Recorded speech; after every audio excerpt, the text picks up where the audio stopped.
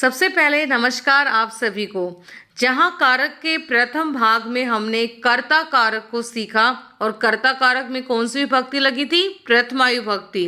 वहीं भाग 2 में हम कर्म कारक को सीखेंगे। कर्म कारक में कौन सी विभक्ति लगती है? द्वितीय विभक्ति लगती है और विस्तार पूर्वक हम इस कारक को समझेंगे। बहुत ही महत्वपूर्ण विषय है ये। और यहाँ द्वितीय विभक्ति से, कर्म कारक से आपसे बहुत से क्वेश्चन पूछे जाते हैं, तो आपने अंत तक इस वीडियो को ध्यान से सुनना है और समझना है। अगर आपको वीडियो अच्छी लगे तो इसे लाइक, सब्सक्राइब और शेयर जरूर करना। तो हम कर रहे हैं कर्म कारक। कर्म कारक में कौन सी विभक्ति है? द्वितीय विभक्ति है। बहुत ही महत्वपूर्ण कारक है। बहुत से क्वेश्चन जो है यहाँ से पूछे जाते हैं, तो आपने ध्यान से इस कारक को समझना है। तो इसका ये सबसे पहला सूत्र है कर्तूरी उपस्थितम कर्म। जब हम इसका विच्छेद करते हैं तो बनेगा क्रतुः उपस्थितम कर्म। ठीक है। और इसी का ही दूसरा सूत्र है कर्मणि द्वितीया। यदि आपसे क्वेश्चन पूछा जाता है कि भाई कर्म संज्ञा का विधायक सूत्र कौन सा है, मेरी बात को ध्यान से सुने आप। यदि आपसे पूछा जाता है कि कर्म संज्ञा का विधायक सूत्र कौन सा है, तो आपने कर्तूरी उपस्थितम कर्म को आपने टिक करना है। ये कर्म संज्ञा का विधायक सूत्र है। यदि आपसे पूछें कि द्वितीय विभक्ति का विधायक सूत्र कौन सा है, यदि क्या पूछें द्वितीय विभक्ति का विधायक सूत्र कौन सा है, तब आप टिक करेंगे कर्मणि द्वितीया। तब आप कर्मणि द्वितीया पे आप टिक करेंगे। समझ गए आप मेरी बात? अब यहाँ पे इप्सिततम का मतलब क्या होता है? अत्यधिक चाहना। कि कर्ता जो है अपनी क्रिया के माध्यम से जिसे सर्वाधिक चाहता है, जिसे अत्यधिक पसंद करता है, उसे क्या कहते हैं? कर्म कहते हैं। अच्छा, और कर्ता क्या था? मैंने आपको बताया था ना, कर्ता कारक में कर्ता क्या था? जो अपनी क्रिया को स्वतंत्र रूप से करता है, अपने कार्य को करने में जो स्वतंत्र होता है, उसे क्या कहते हैं? कर्ता कहते हैं। कर्म संज्ञा का विधायक सूत्र है। और कर्मणि द्वितीया क्या है? कर्मणि द्वितीया जो है वो द्वितीय विभक्ति का विधायक सूत्र है। तो ये बातें आपको समझ में आ गई। अब यहाँ पे जो है कर्म कारक की मैंने यहाँ पे डेफिनेशन लिखी है कि कर्ता क्रिया के माध्यम से जिसको सर्वाधिक चाहता है उसे कर्म कहते हैं।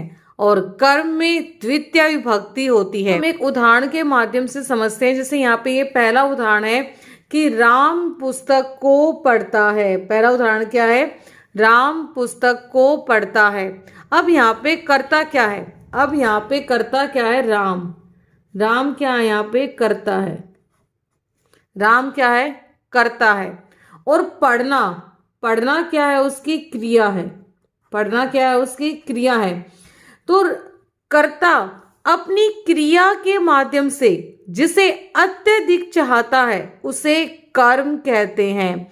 मेरी बात ध्यान रखें आप, वेरी इंपॉर्टेंट है ये आपका कारक। जो इससे आपका अनुवाद भी पूछा जा सकता है आपसे, शुद्ध करो वाक्य को। तो बहुत से क्वेश्चन जो है यहाँ से बनते हैं, तो आपने ध्यान से सुनना है मेरी बात को। मैंने कहा आपको, मैंने आपको क्या समझाया था डेफिनेशन में? मैंने आपको डेफिनेशन में कहा था कि कर्ता जो है, कर्ता अपनी क्रिया के माध्यम से, अपनी क्रिया के द्वारा जिसे सर्वाधिक चाहता है उसे क्या कहते हैं? कर्म संज्ञा कहते हैं। तो राम जो है यहाँ पे अपनी पढ़ने की क्रिया के द्वारा किसको अत्यधिक चाह रहा है? पुस्तक को। राम पुस्तक पढ़ना चाह रहा है, तो पुस्तक में क्या है? कर्म संज्ञा होगी। पुस्तक में कौन सी होगी? कर्म संज्ञा होगी। तो वाक्य बनेगा, देखो राम जो है एक वचन का है ना, तो देखो यदि एक वचन का कर्ता है तो उसकी क्रिया भी एक वचन की होगी। यदि कर्ता द्विवचन का है तो उसकी क्रिया भी द्विवचन की होगी। यदि कर्ता बहुवचन का है तो उसकी क्रिया भी बहुवचन की होगी। इस बात का आपने ध्यान रखना है। तो राम जो है वो एक वचन है, तो क्या हो जाएगा? रामः। क्या हो जाएगा? रामः। पुस्तक कर्म है ना, कर्म में कौन सी विभक्ति होती है? द्वितीय विभक्ति होती है। तो क्या हो जाएगा? पुस्तकम। क्या हो जाएगा? पुस्तकम। और पठती, क्योंकि कर्ता एक वचन का है तो क्रिया भी एक वचन की होगी। तो क्या बनेगा? रामः पुस्तकम पठति। ये इसी का ही दूसरा उदाहरण है कि राम हरि को भजता है। राम किसको भजता है? राम हरि को भजता है। अब देखो यहाँ पे मैंने आपको बताया था कि कर्ता अपनी क्रिया के द्वारा जिसे सर्वाधिक चाहता है उसे क्या कहते हैं? कर्म कहते हैं। तो राम अपनी भजने की क्रिया के द्वारा किसको अत्यधिक चाह रहा है? हरि को। तो हरि में कौन सी विभक्ति आएगी? द्वितीय विभक्ति आएगी। ठीक है, तो रामः, क्योंकि हमारा कर्ता एक वचन का है, रामः, और हरि में द्वितीय विभक्ति आ गई। क्या बन गया? हरिम और भजती। राम हरि को भजता है। तो जब भी आप वाक्य बनाए तो सबसे पहले आपको शब्द रूप और धातु रूप आपको अच्छे से आनी चाहिए। आप शब्द रूप और धातु रूप अगर आप डेली पढ़ेंगे बिना रात को सोने से पहले तो आप देखोगे कुछ टाइम बाद आपको अपने आप ही याद हो जाएंगे। बस एक रूटीन बना लो कि आपने शब्द रूप और धातु रूप पढ़कर सोना है बस। ठीक है, इससे आप खुद ही देखोगे कि आपको धीरे धीरे आपको शब्द रूप और धातु रूप याद हो जाएंगे। तो थर्ड है इसका कि सीता ने वृक्ष को देखा। देखा मतलब पास्ट टेंस है, भूतकाल है। क्रिया किसकी है? भूतकाल की है ना? देखा। तो सीता ने वृक्ष को देखा। अब सीता ने देखा, किसको देखा? वृक्ष को देखा। तो यहां आएगा सीता, वृक्ष में क्या हो गई? कर्म, द्वितीय विभक्ति आएगी। वृक्षम देखा, क्या हो जाएगा? आपश्यत। फोर्थ है हमारा रमा ने गीता का पाठ किया। मतलब रमा ने क्या किया भाई? गीता का पाठ किया। रमा ने गीता का पाठ पढ़ा। तो रमा ने पाठ किया, किसका किया? गीता का। तो जो रमा है वो किसको अत्यधिक चाह रही है? गीता, मतलब गीता को पढ़ना चाह रही ना वो। तो गीता में क्या आ जाएगी? द्वितीय विभक्ति हो जाएगी। तो यहाँ पे क्या हो जाएगा? रमा, रमा। ठीक है, गीता में द्वितीय विभक्ति गीता। लता की तरह इसके शब्द चलेंगे, शब्द रूप।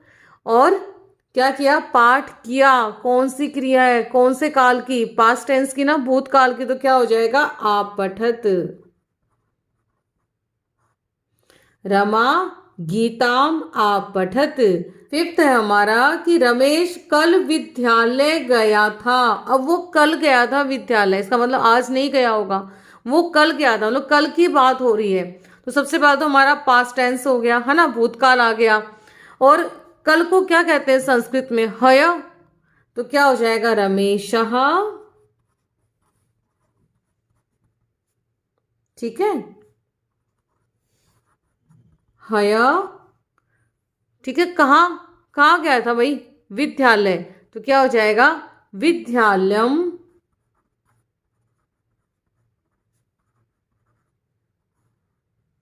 और गया का क्या हो जाएगा? आगच्छत। गम धातु है ना, और पास्ट टेंस है क्योंकि वो गया था। तो क्या बन जाएगा? आगच्छत। क्या बना? रमेशः हय विद्यालयम आगच्छत। ये आधा चाह और ये चाह, मैं दोबारा लिख देती हूँ क्योंकि थोड़ा टेढ़ा लिखा जा रहा है। आगच्छत। तो हम दो सूत्र कर चुके हैं, क्रतुरी उपस्थितम कर्म और कर्मणि द्वितीया। ये दो सूत्र हम समझ चुके हैं। थर्ड हमारा है अधिसिंग स्था आसाम कर्म। अब इसने ये कहा कि भाई अधि उपसर्ग हो। क्या हो? अधि उपसर्ग। उपसर्ग क्या होते हैं? जो किसी भी मूल शब्द से आगे आते हैं, है ना, वो क्या होते हैं? उपसर्ग होते हैं। इसने ये कहा अधि उपसर्ग के बाद यदि सिंह धातु हो, मतलब सोना, सिंह का अर्थ क्या होता है? सोना। स्था धातु हो, स्था का अर्थ क्या होता है? ठहरना। आस धातु हो, आस का अर्थ क्या होता है? बैठना।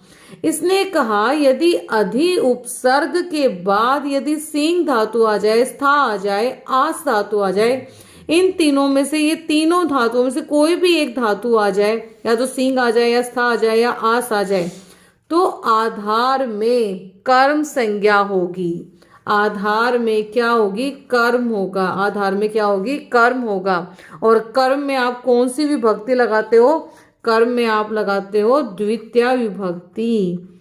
और वैसे आधार में मतलब कौन सी होती है? अधिकरण होता है ना। अधिकरण में आप कौन सी विभक्ति लगाते हो? सप्तमी लगाते हो। लेकिन इसने ये कहा कि यदि अधि उपसर्ग के बाद यदि सींग स्था आस इनमें से कोई भी धातु आ जाती है तो वहां आधार में आप सप्तमी नहीं लगाओगे, वहां कौन से लगाओगे? द्वितीय लगाओगे। ध्यान से मेरी बात सुने, यहाँ से आपसे बहुत से क्वेश्चन आपसे यहाँ से पूछा जरूर जाएगा आपसे, तो ध्यान रखें इस बात का। यहाँ आप बहुत गलती करते हो क्योंकि आपने एक चीज रटी हुई है। अच्छा, हरि, जैसे उदाहरण है यहाँ पे, हरि वैकुंठ में सोता है। आप सोचते हो अरे यहाँ तो मैं आ गया, अधिकरण में पे पर, तो यहाँ तो हम सप्तमी विभक्ति लगा देते हैं। नहीं, आपने ध्यान रखना, मेरी बात को ध्यान से सुने आप। मैंने आपसे ये कहा कि अधि उपसर्ग के बाद यदि सींग स्था आस ये धातु आ जाती हैं और इन धातुओं में अधि उपसर्ग लगा है तो वहां आधार में आप सप्तमी नहीं लगाओगे, वहां पे आप द्वितीय विभक्ति लगाओगे। जैसे ये उदाहरण दिया हुआ है आपके सामने कि हरि वैकुंठ में सोता है, और हमें इसका संस्कृत में अनुवाद बनाना है, तो हम क्या करेंगे? हमने लिखा हरि, हरि में कौन सी है भाई? प्रथमा विभक्ति है, क्या है? सो रहा है। तो कर्ता अपनी क्रिया के द्वारा जिसे सर्वाधिक चाहता है उसमें क्या होती है? वो क्या होता है? वो होता है कर्म। और कर्म में कौन सी विभक्ति होती है? द्वितीय विभक्ति होती है। तो यहाँ हरि सोने की क्रिया के द्वारा किसको अत्यधिक चाह रहा है? वैकुंठ को। तो वैकुंठ में कौन सी होगी? द्वितीय विभक्ति। लेकिन यहाँ पे तो मैं आ गया, और मैं पे पर यहाँ तो अधिकरण कारक है, हम सप्तमी विभक्ति लगा देते हैं। लेकिन मैंने आपको कहा यदि अधि उपसर्ग के बाद अगर ये धातु आती है तो वहां आधार में आप कर्म मतलब द्वितीय विभक्ति आप लगाओगे। जैसे यहाँ पे देखो, आप उदाहरण के माध्यम से समझते हैं। जैसे यहाँ पे हरि है, हरि में हमने प्रथमा विभक्ति लगाई, ठीक है। और अगर आपने कर दिया, ठीक है, आपने इसमें लिख दिया वैकुंठे कर दिया आपने यहाँ पे वैकुंठे। अब वैकुंठे में कौन सी विभक्ति है? सप्तमी विभक्ति है। राम के शब्द रूप आते हैं ना आपको। और सोता है अधिशेते। देखिए समझ में थोड़ा टेढ़ा लिखा जा रहा है, लेकिन आपको समझ में आ जाए तो मैं खुद लिखना चाह रही हूँ कि मैं समझाते हुए आपको ये लिख के बताऊं, पहले ही लिख के ना रखूं ये, तो थोड़ा समझें आप ध्यान से, एक बार ध्यान से देखें यहाँ पे। तो ये है हरि वैकुंठे अधिशेते, ठीक है। अब यहाँ पे देखो, अगर आप सिर्फ शेते लिखते हो तो ठीक है भाई, तो आपने सप्तमी में सेंटेंस बना दिया। लेकिन अगर आपके सामने ऐसे आ जाता है हरि वैकुंठे अधिशेते, अब यहां आपको बोला जाता है कि भाई इसको शुद्ध करके लिखो। अब आपको यहाँ पे ऑप्शन दे देंगे 4 कि भाई यहाँ पे वैकुंठात आएगा, वैकुंठे आएगा, वैकुंठम आएगा, वैकुंठस्य आएगा, क्या आएगा यहाँ पे आपको ऑप्शन में दे देंगे। और यदि आपने कर्म कारक को अच्छे से सीखा होगा, समझा होगा, तो जैसे ही आप क्रिया देखोगे आपको चल जाएगा बता, अरे यहाँ तो अधि उपसर्ग लगा हुआ है और बाद में सींग धातु भी आई हुई है, जिसका अर्थ क्या होता है? सोना। तो मतलब यहाँ तो भाई वैकुंठ में द्वितीय विभक्ति आएगी। देखो यहाँ पे अधिशेते हो सकता है, ठीक है। इन तीनों में से मतलब इन तीनों धातुओं के आगे ना अधि आना चाहिए, बस इतना ध्यान रखें आप। तो वहां पे जो आधार होगा ना, वहां पे द्वितीय विभक्ति लगेगी। तो ये सेंटेंस हमारा रॉन्ग होगा, और हमारा राइट क्या होगा? हरि वैकुंठम वैकुंठम अधिशेते अधिशेते, तो ये हमारा सेंटेंस जो होगा, ये हमारा सेंटेंस जो है ये राइट होगा। अब इसी का ही ये सेकंड हमारा सेंटेंस है कि बच्चा चारपाई पर सोता है। तो यहाँ पे पर है, हम क्या करते हैं, आच्छादिकरण में, पे, पर, तो वहां पे हम क्या लगा देते हैं, सप्तमी विभक्ति लगा देते हैं। ऐसा नहीं करना है। जैसे बच्चा चारपाई पर सोता है, तो कर्ता अपनी क्रिया के द्वारा अत्यधिक चाह रहा है किसको, भाई चारपाई पर सोना चाह रहा है, वो चारपाई को चाह रहा है। तो यहाँ पे बच्चा, बच्चा का क्या हो जाएगा, बालहा। ये क्या हो गया, बालहा। ठीक है। चारपाई को हम बोलते हैं पर्यंक। तो क्या हो जाएगा, पहले इसको बाद में याद रखते हैं। सोता, सोता क्या हो जाएगा, अधि हमने उपसर्ग लगाया, और सेते सेव धातु की तरह, आत्मनेपद धातु की तरह इसके शब्द रूप चलेंगे, शेते हो जाएगा। और अधि यहाँ पे उपसर्ग आ गया, देखो अधि उपसर्ग आ गया है, इसलिए यहाँ पे चारपाई पर कौन सी विभक्ति लगेगी, द्वितीय विभक्ति लगेगी। ठीक है। कब, जब यहाँ पे अधि आ जाए, तो क्या हो जाएगा, प्रियंकम। तो बनेगा बालहा प्रियंकम अधिशेते। थर्ड है हमारा सीता घर में सोती है। तो सीता जो है वो सो रही है कहाँ पे, भाई घर में आ गया है। हाँ, एक बात और देखो, यदि आप यहाँ पे इस क्रिया में अधि नहीं लगाते हो ना, उपसर्ग नहीं लगाते हो, तब तो आप इस घर में आप सप्तमी विभक्ति लगा सकते हो।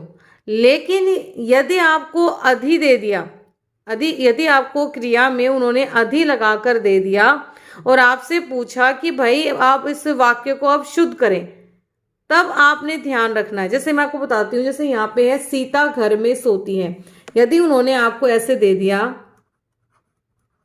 सीता अधिशेते, और ये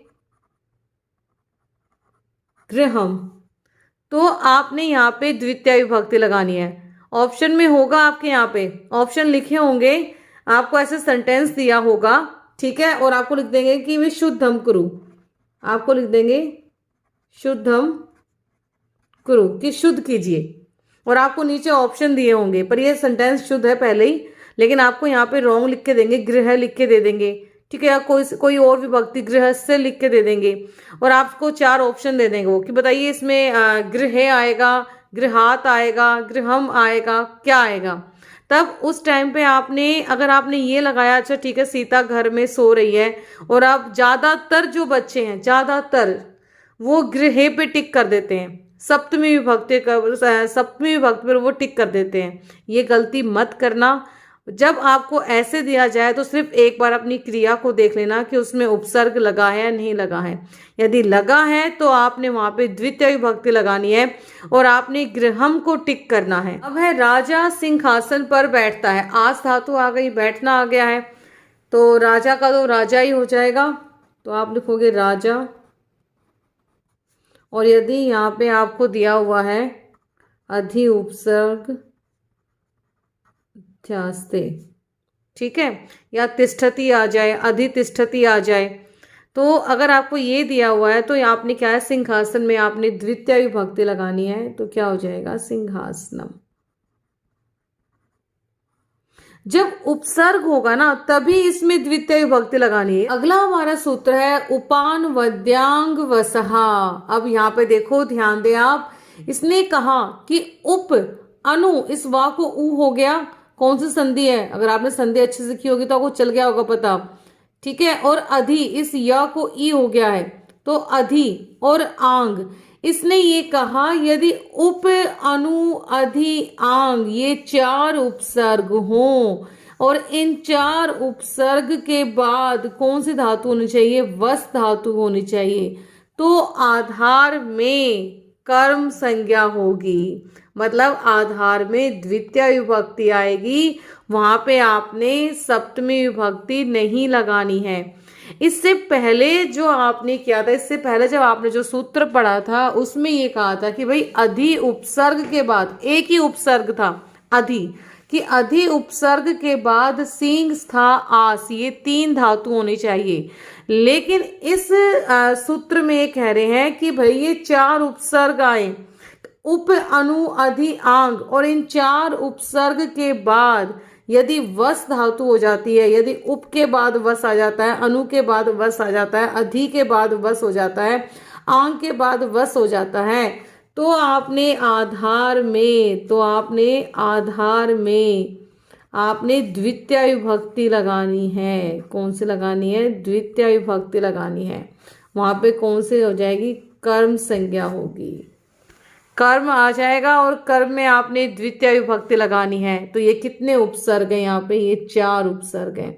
इससे पहले आपने एक उपसर्ग किया था, अधि उपसर्ग, जिसमें 3 धातु आ रही थी। अब इसमें क्या है? इन 4 उपसर्ग में एक धातु आ रही है। कौन सी? वस धातु। और वस का अर्थ क्या होता है? रहना। अब हम उदाहरण के माध्यम से समझते हैं। आपको देखो, मैं बार बार कहती हूँ आपको शब्द रूप और धातु रूप अच्छे से याद होने चाहिए। और उसकी सिर्फ एक ही चीज है कि जितने भी शब्द रूप है, धातु रूप है, उन्हें सोने से पहले या फिर डेली जब भी आपको टाइम मिलता है, एक बार उनको जरूर पढ़ें। एक बार डेली पढ़ो, आप देखोगे आप 7 दिन में ही आपको अच्छे से याद हो जाएंगे। एक बार पढ़कर देखना। तो इसमें क्या है कि मुनि वन में रहता है। तो जब हम इस सेंटेंस को देखते हैं तो लगता है में सप्तमी विभक्ति आ गई कि मुनि कर्ता हो गया, रहना क्रिया हो गई। कहाँ रह रहा है? वन में रह रहा है। और अधिकरण कारक में क्या होता है? में, पे, पर, यही होता है ना अधिकरण कारक में। लेकिन यदि आप क्रिया में उपसर्ग आ जाता है, तब कर्म में कौन सी विभक्ति लगाओगे? द्वितीय लगाओगे, सप्तमी नहीं लगाओगे। तो यहाँ पे मुनि एक वचन का है, कर्ता एक वचन का है, तो उसकी क्रिया भी एक वचन की होगी। तो यहाँ पे हो जाएगा मुनि, मुनि। और रहना क्या क्या होती है? वस धातु होती है, वस्ति, वस्तः। अधि हम उपसर्ग लगाते हैं, तो यहाँ पे वसती। ठीक है, क्योंकि यहाँ पे अधि उपसर्ग आ गया है वस धातु से पहले, इसलिए यहाँ वन में कौन सी विभक्ति लगाएंगे? हम द्वितीय लगाएंगे और हो जाएगा हमारा वनम। अगर यहाँ पे अधि उपसर्ग नहीं होता तब आप यहाँ पे वने लगा सकते थे, आपका राइट होता। ठीक है, लेकिन यदि आपको उसने अधिवस्ति दे दिया और यहाँ पे वने लिखा है और आपको 4 ऑप्शन दे दिए कि इनमें से कौन सा सही है, तो आपने वहां पे वने पे टिक नहीं करना, आपने वनम पर टिक करना है। तो यहाँ पे मुनि जो हो गया हमारा कर्ता हो गया। ठीक है, मैं पहले आपको बता भी चुकी हूँ। और अधिवस्ति हमारी क्रिया हो गई और ये हमारा कर्म हो गया। क्यों? क्योंकि यहाँ पे वस धातु में अधि उपसर्ग आ गया। देखो, अधिवस्ति हो सकता है। अब ये नहीं है कि वस, मैंने क्या कहा कि 4 उपसर्ग दिए इन्होंने। कौन कौन से दिए? 4 उपसर्ग। यहाँ पे इन्होंने दिए हैं अधि, एक तो अधि आपको उपसर्ग दिया, अनु दिया, है ना, उप दिया। तो इसमें क्या है? यहाँ पे अधिवस्ति भी हो सकता है, अनुवस्ति भी हो सकता है, उपवस्ति भी हो सकता है। समझ रहे हो मेरी बात? ठीक है, तो यहाँ पे जो है इन अधि, अनु, उप, आंग, इनके बाद यदि वस धातु आती है तो आपने क्या करना है? आपने कर्म संख्या लगानी है। मतलब आपने वहां पे आधार में आपने द्वितीय विभक्ति लगानी है, सप्तमी विभक्ति नहीं लगानी है। मैंने यहाँ पे आपको अधि, अनु और उप के तो बता दिए। यदि आंग भी तो था ना, तो यहाँ पे आ और यहाँ पे वस्ती हूँ। ठीक है, तो उपसर्ग ये चारों धातु एक है। यदि इन चारों उपसर्ग के बाद वस धातु होती है तो अधिकरण में आपने द्वितीय विभक्ति लगानी है, आपने आधार में सप्तमी नहीं लगानी है। जैसे यहाँ पे उदाहरण देखें आप, मुनि ही पर्वते उपवसति, ये दिया हुआ है और आपको बोला है कि शुद्ध करें। आपको ये ऑप्शन दे दिए, पर्वतस्य, पर्वतम, पर्वतात, पर्वते। तो आपको बोला कि इसमें जो सही है आपने वो इस जो रेखांकित शब्द किया गया है आपने उसकी जगह पे लिखना है। यदि आपको अच्छे से याद है, नियम अच्छे से याद है, तो आपको दिख रहा है कि वस से पहले क्या है? उपसर्ग आया हुआ है, तो उसमें कौन सी आएगी? द्वितीय विभक्ति आएगी और आप पर्वतम पे टिक करोगे और यहाँ पे पर्वते जो है वो रॉन्ग हो जाएगा। यहाँ पे गुरुहु, गुरुकुले, अधिवस्ति, तो आपको पता है अभी वस धातु है, अधि उपसर्ग आ गया है, तो यहाँ पे बिना कुछ टाइम लगाए यदि नियम अच्छे से याद है, आपको समझ में आ गया है, आप फटाफट इस गुरुकुलम पे टिक कर दोगे, क्योंकि हमारे पास बहुत लिमिट का टाइम होता है और हमें बहुत से क्वेश्चन सॉल्व करने होते हैं। ठीक है, और ये हमारा रॉन्ग होगा, गुरुकुलम हमारा राइट होगा। सेम ये है कि सर्पहा बिलस्य आवस्ति, आपने शुद्ध करना है। यहाँ षष्ठी विभक्ति लगी हुई है, आपको बिले भी दिया हुआ है और बिलम भी दिया हुआ है। आपने पता है वस धातु के बाद, वस धातु से पहले आंग उपसर्ग आ गया है और आपने किस पे टिक करना है, बिलम पे टिक करना है। अगला सूत्र है हमारा आकथितम च। अब इस सूत्र को द्विकर्मक सूत्र भी कहा जाता है, इस बात का ध्यान रखना आपने। ये भी आपसे ऑप्शन में पूछ सकते हैं कि किसे द्विकर्मक सूत्र कहा जाता है, तो आकथितम च सूत्र को द्विकर्मक सूत्र कहा जाता है, जिसमें दो कर्म हो। अब दो कर्म है इसमें, तो एक प्रधान कर्म होगा, प्रधान को हम मुख्य कर्म भी कहते हैं, और एक आपका गौण कर्म होगा, गौण को हम अप्रधान कर्म भी कहते हैं। तो दोनों ही मैंने लिखे हुए हैं यहाँ पे। और आकथितम, आकथितम जो है इसका अर्थ होता है जो कहा नहीं गया हो। इसका अर्थ क्या होता है, जो कहा नहीं गया हो। ठीक है, और इस सूत्र को क्या कहते हैं, द्विकर्मक सूत्र कहते हैं। मैंने आपको बताया कि आकथितम का अर्थ ही होता है जो कहा नहीं गया हो। मतलब जब आप इसके सेंटेंस बनाओगे, अनुवाद करोगे, तब उसमें आपको अन्य कारक की ध्वनि सुनाई देगी, लेकिन आपने वहां पे द्वितीय विभक्ति लगानी है, इसलिए इसका नाम ही है आकथितम च, जो कहा नहीं गया हो। मतलब आपको कहा नहीं गया है, लेकिन आपने ध्यान देना है। आपको अन्य कारक की ध्वनि सुनाई देगी, आएगी वाक्य में, लेकिन उनको आपने ध्यान नहीं देना है। ठीक है, और आपने वहां पे द्वितीय विभक्ति लगानी है। द्विकर्मक सूत्र है ये, 16 धातुओं का प्रयोग किया जाता है। ये 16 धातुएं आप लिख लें और याद भी कर लें। तो ये 16 धातुएं हैं, धू, याच, पच, दंड, रुद्र, पृछ, ची, ब्रू, सास, ची, मत, मुश, नी, ह्र, कृश, वह। तो दुह का अर्थ होता है धुना, याच का मांगना, पच का पकाना, दंड का सजा देना, रुद्र का अर्थ होता है रोकना, पृछ का अर्थ होता है पूछना, ची का अर्थ होता है चुनना, ब्रू का बोलना, सास शिक्षा देना भी होता है, शासन करना भी होता है, जी का अर्थ होता है जीतना, मत का मथना, मुश का चुराना, नी का ले जाना, रेख हरण करना, कृष खींचना, वह ढोना। अब देखो जो ये सूत्र था, ये आपसे कह रहा था कि भाई आपको अन्य उसकी ध्वनि सुनाई देगी, लेकिन आपने उनको नहीं देखना, उस ध्वनि को नहीं सुनना। आपने क्या लगाना है, द्वितीय विभक्ति लगानी है।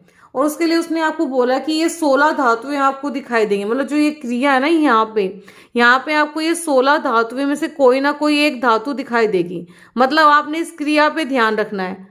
जो मैंने 16 धातु आपको बताई हैं, आपने ध्यान रखना है। यदि क्रिया में वो आती हैं, तो यहाँ पे चाहे कोई भी कारक चिन्ह दे रखा हो, आपने उसको ध्यान नहीं रखना। आपने क्या करना है, सीधा आपने क्या लगाना है, द्वितीय विभक्ति लगा देनी है आपने। ठीक है, आपने कर्म संज्ञा कर देनी है, आपने द्वितीय विभक्ति लगा देनी है। जैसे इसने कहा कि इसमें दो कर्म होते हैं, एक मुख्य होता है और एक गौण होता है। मतलब एक प्रधान होता है और एक जो होता है वो अप्रधान होता है। ठीक है, तो यहाँ पे जब इसने ये कहा, एक उदाहरण है, जैसे राम बलि से पृथ्वी मांगता है। राम बलि से क्या मांगता है भाई, पृथ्वी मांगता है। या राम हो जाए, हरि हो जाए, शिव हो जाए, विष्णु हो जाए, कोई भी शब्द यहाँ पे हो। ठीक है, राम बलि से पृथ्वी मांगता है। अब राम आपको चल गया पता कि राम तो भाई यहाँ पे करता है। राम क्या है, यहाँ पे करता है, और उसकी क्रिया क्या है, मांगना। क्या है उसकी क्रिया, मांगना। याच धातु, 16 धातुओं में याच धातु थी ना, बस आपने इन धातुओं पे यहाँ पे ध्यान रखना है। तो यहाँ पे क्या थी, याच धातु। तो ये क्या है, ये इसकी क्या होगी, क्रिया हो गई। ये क्या हो गई, क्रिया हो गई यहाँ पे। अब इसने कहा कि भाई दो कर्म दिखाई देंगे इसमें, एक क्या होगा, एक मुख्य होगा और एक गौण होगा। अब यहाँ पे राम जो है बलि से पृथ्वी मांगता है। क्या मांग रहा है भाई, पृथ्वी। तो पृथ्वी क्या होगा, मुख्य होगा, प्रधान होगा। क्या मांग रहा है वो, पृथ्वी मांग रहा है, तो ये क्या होगा, मुख्य। ये क्या होगा? मुख्य होगा, प्रधान होगा। किससे मांग रहा है भाई? बलि से मांग रहा है, तो वो गौण होगा, ये गौण कर्म होगा। क्या होगा? ये गौण कर्म होगा आपका। ठीक है, तो यहाँ पे पृथ्वी मुख्य कर्म है और यहाँ पे बलि जो है वो गौण कर्म है। ठीक है, तो यहाँ पे से आ रहा है। अच्छा, कर्ता ने कर्म को कर्ण से, लेकिन मैंने क्या कहा कि आपने चिन्ह को नहीं देखना। आपको अन्य ध्वनियां सुनाई देंगी, उनको नहीं देखना, बस आपने उन 16 धातुओं को याद करना है इसमें कि भाई अच्छा इन 16 धातुओं में से क्या आ गई है? याच धातु आ गई है। तो आपने कौन सी विभक्ति लगानी है? आपने द्वितीय विभक्ति लगानी है। और दो आपको कर्म भी दिखाई दे रहे हैं। तो हमारा क्या बन जाएगा यहाँ पे सेंटेंस? राम में आपने प्रथमा विभक्ति लगाई तो हमारा बना रामहा। तो हमने यहाँ पे लिखा रामहा। और हमने क्या है? गौण हो और मुख्य दोनों में हमने क्या लगानी है? द्वितीय विभक्ति लगानी है। क्यों लगानी है? क्योंकि याच यहाँ पे धातु आ गई है इसलिए। और पृथ्वी को बोलते हैं वसुधाम, और मांगने का याचते, क्योंकि सेव धातु है, आत्मनेपद धातु की तरह इसके शब्द रूप चलेंगे। तो हमारा क्या बनेगा? रामहा बलिम वसुधाम याचते, कि राम जो है वो बलि से पृथ्वी मांगता है। इससे संबंधित कुछ और उदाहरण हम देखते हैं। यदि आपको वीडियो अच्छी लग रही है तो इसे लाइक जरूर करें, सब्सक्राइब करें और शेयर करना मत भूलें। तो जल्दी से बस इसे लाइक कर दीजिए पहले तो आप, और अगर सब्सक्राइब नहीं किया तो सब्सक्राइब कर दें इस चैनल को, और जितना हो सके शेयर करें। तो यहाँ पे जो सेकंड हमारा है, यहाँ पे कहता है कि भाई पुत्र पिता से धन मांगता है। अब देखो मैंने क्या कहा था आपको? द्विकर्मक सूत्र है, द्विकर्मक है ना ये। आ कथितम च से आ गया, हमने नहीं ध्यान देना, हमने ध्यान ही नहीं देना भाई। दो कर्म हमने दिख गए हैं, धन दिख गया है, पिता दिख गया है। मांग हमने याच, हमें धातु दिख गई, अपने 16 धातुओं में से हमें अपनी याच धातु जो है वो दिख गई है। तो बस हमने क्या लगा देना है? हमने द्वितीय विभक्ति लगा देनी है। तो पुत्र पिता से धन मांगता है, धन क्या हो गया? मुख्य हो गया। और पिता से किससे मांग रहा है? पिता से, तो वो क्या हो गया? गौण कर्म हो गया। तो यहाँ पे धन क्या है? धन यहाँ पे जो है वो मुख्य कर्म है, और यहाँ पे जो पिता है वो गौण है यहाँ पे। ठीक है, तो हमारा सेंटेंस बनेगा पुत्रः, बना यहाँ पे पुत्रः पिता से, तो क्या आ जाएगा? पित्रम। आपने से को नहीं देखना, से को नहीं देखना। धनम और याचते, सेव धातु की तरह इसके शब्द धातु रूप चलेंगी, याचते। पुत्रः पित्रम धनम याचते।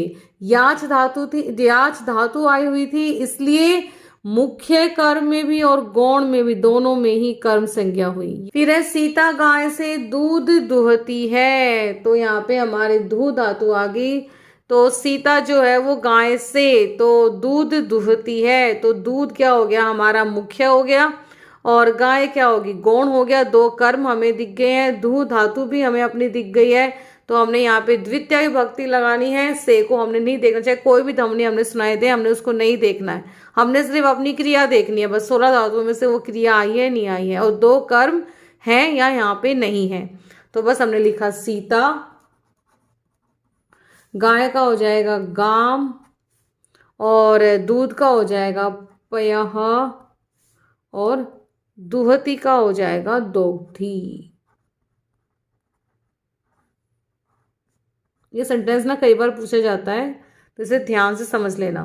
सीता गाम पयः दोग्धी। उसने कहा कि तुम चावल से भात पकाते हो। भाई तुम चावल से भात पकाते हो। पकाना भाई हमारी कौन सी आ गई? पच हमारी धातु आ गई ना, 16 धातुओं में पच धातु थी ना, पच हमारी आ गई है। और भात जो है भाई, जो पक के तैयार होगा भात, वो हमारा क्या होगा? मुख्य होगा। और चावल जो है वो हमारा क्या हो जाएगा? चावल हमारा गौण हो जाएगा, है ना। तो त्वम मध्यम पुरुष का हमारा एक वचन का है, तो उसकी क्रिया भी मध्यम पुरुष के एक वचन की होगी, है ना। त्वम है ना, कि भाई तुम जो है वो तुम जो है चावल से भात पकाते हो। तो चावल कितने? बहुत सारे चावल होंगे। तो सबसे पहले त्वम का लिखो त्वम, चावल को क्या बोलते हैं? टुंडल। और बहुत सारे हैं तो क्या हो जाएगा? टंडूलान। हाँ, टंडूलान।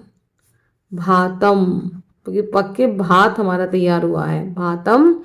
और ये पचसी। पचसी क्यों आया? क्योंकि हमारा कर्ता जो है मध्यम पुरुष के एक वचन का है, तो उसकी क्रिया भी मध्यम पुरुष के एक वचन की होगी। तो क्या आएगा? पचसी। तो बना त्वम टंडुलान भातम पचसी।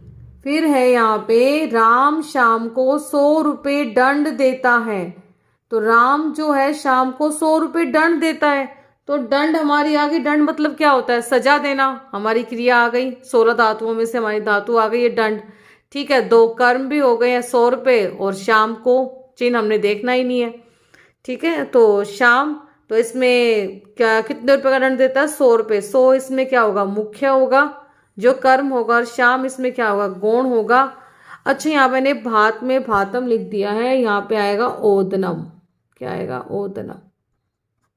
ठीक है, त्वम टंडुलान ओदनम पचसी। ठीक है, अब यहाँ पे है राम शाम को 100 रुपये दंड देता है। यहाँ पे लिखे कि रामहा, क्या है? रामहा कितने? शाम को, है ना? तो क्या हो जाएगा? द्वितीय विभक्ति। श्यामम 100 रुपये। शतम, क्या था? दंड देता ना, दंडयति। क्या आ जाएगा? दंडयति। दंडयति। रामः श्यामम शतम दंडयति। अब ये हमारा लास्ट सूत्र है, काला धवनो अत्यंत संयोगे। अब देखो इसमें क्या होगा, अगर इसका हम विच्छेद करते हैं, काल, काल का अर्थ क्या होता है? समय, आपका टाइम। और आधवन का अर्थ होता है दूरी, रास्ता, कि कितनी दूरी है या रास्ता कैसा है। और अत्यंत संयोगे का अर्थ होता है निरंतरता। ठीक है, कि लगातार बने रहना। तो ये क्या है? काल, ये आपको समझ में आ गया। काल का समय है, आधवन का दूरी, कोई दूरी बता सकता है, कितनी दूरी, कैसी है। रास्ता बता सकता है कि रास्ता कैसा है। अत्यंत संयोगे का अर्थ होता है निरंतरता। तो यहाँ पे जो इसकी डेफिनेशन बनेगी वो बनेगी कि व्यवधान से रहित, कि व्यवधान से रहित कालवाची व मार्गवाची शब्दों में द्वितीय विभक्ति आती है। तो कालवाची और मार्गवाची जो शब्द होंगे उनमें द्वितीय विभक्ति आएगी। जैसे हम यहाँ उदाहरण के माध्यम से समझते हैं। बहुत बड़ा कारक है, इसमें बहुत से सूत्र हैं, इसलिए मैं कह रही थी आपको पहले ही कि वेरी इंपॉर्टेंट है ये। बहुत से क्वेश्चन पूछे जाते हैं यहाँ से। तो जैसे यहाँ पे है दिया हुआ है कि राम यहाँ लगातार 5 दिन से पढ़ रहा है। देखो वो लगातार 5 दिन से पढ़ रहा है। मैंने आपको पहले ही कहा था कि देखो इसमें क्या है कि इसमें व्यवधान से रहित होगा, कि लगातार कोई चीज हो रही होगी जिसमें कोई वो रुकेगा नहीं। वो क्या कर रहा है? वो लगातार पढ़ रहा है। उसने ये नहीं किया वो 2 दिन पढ़ा, तीसरे दिन नहीं पढ़ा, फिर 5वें दिन जाके पढ़ा, ऐसा नहीं कर रहा है वो लगातार 5 दिन तक क्या कर रहा है? पढ़े जा रहा है। तो वहां पे क्या है कि द्वितीय विभक्ति आएगी। जहां भी समय दे दिया जाए, जहां समय दे दिया जाए, दूरी दे दी जाए, रास्ता की भी कैसी दूरी है, रास्ता कैसा है, तो वहां पे क्या आएगी? द्वितीय विभक्ति आएगी। ध्यान रखना आपने इस बात का। तो राम, तो सबसे पहले राम लिख दो आप, यहाँ पे रामहा हो जाएगा। यहाँ अत्र अव्यय आ गए तो अत्र हो गया। लगातार 5 दिन से, लगातार 5 दिन से, इसकी जो पूरी संस्कृत है इसके आप क्या बनाओगे? या पूरी की क्या बनाओगे? 5 दिनानी। क्या बनाओगे? 5 दिनानी। तो यहाँ पे हम लिखेंगे 5, ये हमने यहाँ पे क्या लिखा? दिन। क्या लिखेंगे हम यहाँ पे? दिन। और ये आनी, फलम फले फलानी, फलम फले फलानी। तो 5 दिनानी। तो पढ़ रहा है, पठती, क्योंकि एक ही तो पढ़ रहा है, राम ही तो पढ़ रहा है। क्या आएगा? पठती। रामः अत्र 5 दिनानि पठति। राम यहाँ लगातार 5 दिनों से पढ़ रहा है। यहाँ पहले उदाहरण में उन्होंने आपको समय बताया कि समय लगातार था 5 दिन का, लगातार वो पढ़ रहा था 5 दिन से। वहीं दूसरे उदाहरण में वो आपको रास्ता बता रहा है कि भाई रास्ता कैसा है नदी का, कि कोस भर तक लगातार टेढ़ी है, कि जो नदी है वो 1 कोस तक क्या है, टेढ़ी है, चाहे वो बाद में सीधी हो गई हो, लेकिन 1 कोस तक या कोस भर तक क्या है, वो नदी क्या है, टेढ़ी है वो नदी। तो यहाँ पे सेंटेंस बनेगा यहाँ पे हमारा कि नदी, यहाँ बनेगा नदी, दिख रहा है आपको, 1 मिनट, नदी, ठीक है, क्रोसम, नदी क्रोसम की, क्रॉस मतलब सॉरी ये वाला नहीं आएगा, नदी क्रोशम कैसी है, टेढ़ी है, कुटिला, टेढ़ी क्या होती है, कुटिला, और हाँ की अस्थि। तो बनेगा नदी क्रोशम कुटिला अस्थि, कि नदी जो है वो कोस भर तक क्या है, टेढ़ी है। जैसे इसी से संबंधित ये 2 उदाहरण और हैं, मैंने यहाँ पे अंडरलाइन किए हुए हैं, जिसमें द्वितीय विभक्ति लगी हुई है कि छात्र जो है 12 वर्षाणी आपठत, कि 12 वर्षों से पढ़ रहा, मतलब लगातार पढ़ रहा है भाई, ठीक है। तो यहाँ पे क्या आएगी, 12 वर्षाणी। तो यहाँ पे आपको ऑप्शन में भी दे सकते हैं कि आपको एक पे टिक करना होगा, अलग अलग विभक्ति दी होंगी, लेकिन आपको चल जाएगा पता कि भाई 12 वर्ष से क्या कर रहा है, वो पढ़ाई कर रहा है। तो यहाँ पे लगातार कोई काम हो रहा है, तो वहां पे क्या आएगी, द्वितीय विभक्ति आएगी। जैसे राम जो है मासम गीतम आगायत, कि राम जो है महीने से गीत गा रहा है, मतलब उसे 1 महीना हो गया लगातार गीत गाते हुए, वो गीत गाए जा रहा है ना। तो यहाँ पे क्या हो गया, मासम हो गया, द्वितीय विभक्ति आ गई। तो ऐसे आपको ऑप्शन में दिए होंगे, यहाँ पे कोई दूसरी विभक्ति लगा देंगे, अंडरलाइन कर देंगे, ऑप्शन दे देंगे। आपने ध्यान रखना, यदि कोई लगातार कोई काम हो रहा है या कोई लगातार कोई चीज टेढ़ी है, कुटिल है, तो वहां पे क्या आएगी, द्वितीय विभक्ति आएगी। और ये हमारा जो कर्म कारक था पूर्ण हो चुका है, बहुत विस्तार पूर्वक हमने समझा, आपने प्रैक्टिस करनी है। और यदि आपको वीडियो अच्छी लगी है तो जितना हो सके इसे लाइक, सब्सक्राइब और शेयर करें, जितना हो सके आप शेयर करें। धन्यवाद।